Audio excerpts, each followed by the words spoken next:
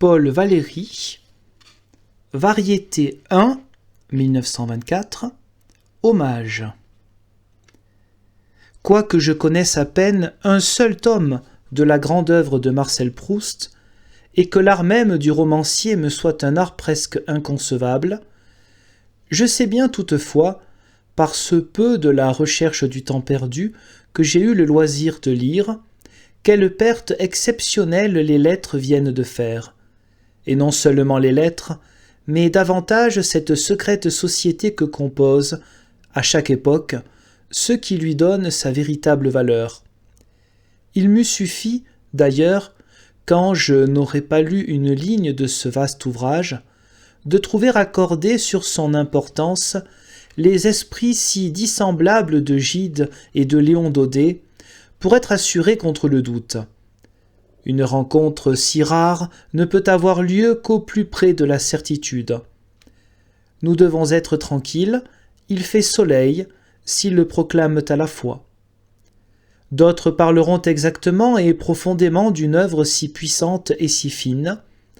D'autres encore exposeront ce que fut l'homme qui l'a conçu et la porta jusqu'à la gloire. Moi, je n'ai fait que l'entrevoir il y a bien des années. Je ne puis proposer ici qu'une opinion sans force et presque indigne d'être écrite. Ce ne soit qu'un hommage, une fleur périssable sur une tombe qui restera. Tout genre littéraire naissant de quelque usage particulier du discours, le roman s'est abusé du pouvoir immédiat et significatif de la parole, pour nous communiquer une ou plusieurs vies imaginaires, dont il institue les personnages, fixe le temps et le lieu, énonce les incidents, qu'il enchaîne par une ombre de causalité plus ou moins suffisante. Tandis que le poème met en jeu directement notre organisme et a pour limite le chant, qui est un exercice de liaison exacte et suivi entre l'ouïe, la forme de la voix et l'expression articulée, le roman veut exciter et soutenir en nous cette attente générale et irrégulière, qui est notre attente des événements réels. L'art du conteur imite leurs bizarres déductions ou leurs séquences ordinaires. Et tandis que le monde du poème est essentiellement fermé et complet en lui-même, étant le système pur des ornements et des chances du langage, l'univers du roman, même du fantastique, se relie au monde réel, comme le trompe-l'œil se raccorde aux choses tangibles, parmi lesquelles un spectateur va et vient. L'apparence de vie et de vérité, qui est l'objet des calculs et des ambitions du romancier, tient à l'introduction incessante d'observations, c'est-à-dire d'éléments reconnaissables qu'il incorpore à son dessin. Une trame de détails véritables et arbitraires raccorde l'existence réelle du lecteur aux feintes existences des personnages. D'où ces simulacres prennent assez souvent d'étranges puissances de vie qui les rendent comparables, dans nos pensées, aux personnages authentiques. Nous leur prêtons, sans le savoir, tous les humains qui sont en nous, car notre faculté de vivre implique celle de faire vivre. Tant nous leur prêtons, tant vaut l'œuvre. Il ne doit point y avoir de différences essentielles entre le roman et le récit naturel des choses que nous avons vues et entendues. Ni rythme, ni figure, ni forme, ni même de composition déterminée ne lui sont imposés. Une seule loi, mais sous peine de la mort.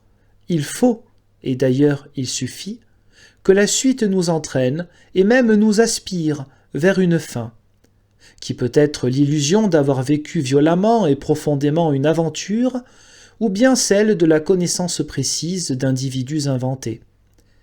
Il est remarquable, on le montrerait aisément par l'exemple des romans populaires, qu'un ensemble d'indications toutes insignifiantes, et comme nulles une à une, puisqu'on peut les transformer une à une en d'autres d'égale facilité, produisent l'intérêt passionné et l'effet de la vie.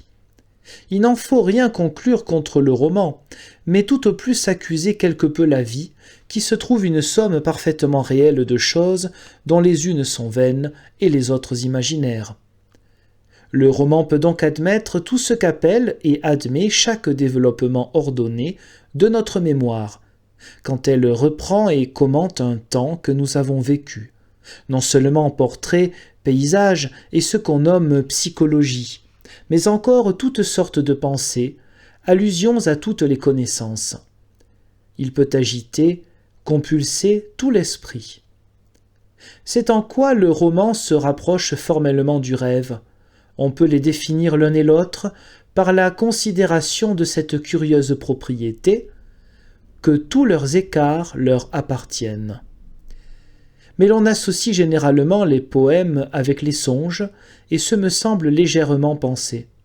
Au contraire des poèmes, un roman peut être résumé, c'est-à-dire raconté lui-même, il supporte qu'on en déduise une figure semblable, il contient toute une part qui peut, à volonté, devenir implicite. Il peut aussi être traduit sans perte du principal, il peut être développé intérieurement ou prolongé à l'infini, comme il peut être lu en plusieurs séances. Il n'y a d'autre borne à sa durée et à sa diversité que celle même des loisirs et des forces de son lecteur.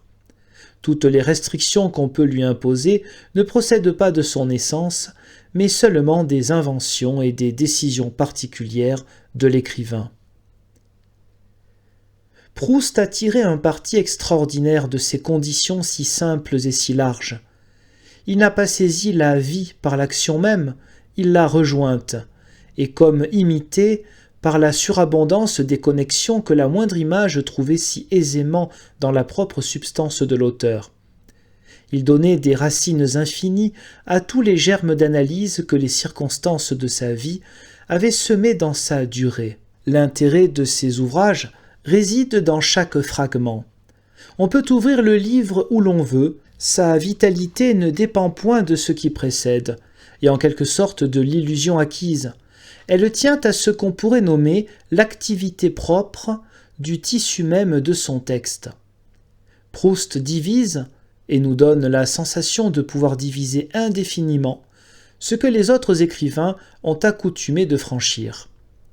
Nous, à chaque élément de notre chemin, nous venons de méconnaître un infini en puissance, qui n'est que la propriété de tous nos souvenirs de pouvoir se combiner entre eux. Pour avancer dans notre existence et satisfaire aux événements, il nous faut nécessairement négliger cette propriété d'imminence de notre profonde nature. Nous sommes faits intimement d'une chose qui se fait, et qui se fait aux dépens du possible. Nous sommes, par notre seule conscience, parfaitement inépuisables. Nous qui ne pouvons nous arrêter en nous-mêmes sans subir aussitôt tant de pensées, sans les voir se substituer l'une à l'autre, ou bien se développer l'une dans l'autre, ouvrant une perspective de parenthèse. L'âme ne peut sans cesse qu'elle ne crée, et qu'elle ne dévore ses créatures. Elle ébauche à chaque instant d'autres vies, engendre ses héros et ses monstres, elle esquisse des théories, commence des poèmes, tout ce que l'on perd ou que l'on croit perdre, mais tout ce que l'on peut espérer de soi. Ce trésor de toute valeur et de valeur nulle, duquel chacun de nous retire ce qu'il est, c'est là sans doute ce que Marcel Proust appelait le temps perdu. Personne, ou presque personne, n'en avait jusqu'à lui délibérément utilisé les ressources. Ce fut là se servir de tout son être. C'est à quoi il l'a consumé. Proust sut accommoder les puissances d'une vie intérieure, singulièrement riche et curieusement travaillée, à l'expression d'une petite société qui veut être, et qui doit être, superficielle.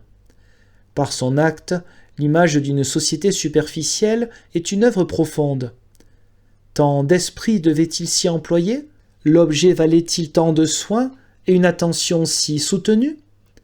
Ceci est très digne d'examen. Ce qui soi-même se nomme le monde n'est composé que de personnages symboliques. Nul d'y figure qu'au titre de quelque abstraction. Il faut bien que tous les pouvoirs se rencontrent, que l'argent, quelque part, cause avec la beauté, que la politique s'apprivoise avec l'élégance, que les lettres et la naissance se conviennent et se donnent le thé. Sitôt qu'une puissance nouvelle se fait reconnaître, il ne se passe pas un temps infini que ses représentants n'apparaissent dans les réunions du monde, et le mouvement de l'histoire se résume assez bien dans l'accession successive des espèces sociales aux salons, aux chasses, aux mariages et aux funérailles de la tribu suprême d'une nation. Toutes ces abstractions dont je parlais, ayant pour suppôt des individus qui sont ce qu'ils sont, il en résulte des contrastes et des complications qui ne s'observent que sur ce petit théâtre. Comme le billet de banque n'est, d'autre part, qu'une feuille de papier, ainsi le personnage du monde compose une sorte de valeur fiduciaire avec une substance vivante. Cette combinaison est merveilleusement propice au dessin d'un subtil auteur de romans. Il ne faut pas oublier que nos plus grands écrivains n'ont presque jamais considéré que la cour. Ils ne tiraient de la ville que des comédies et de la campagne que des fables.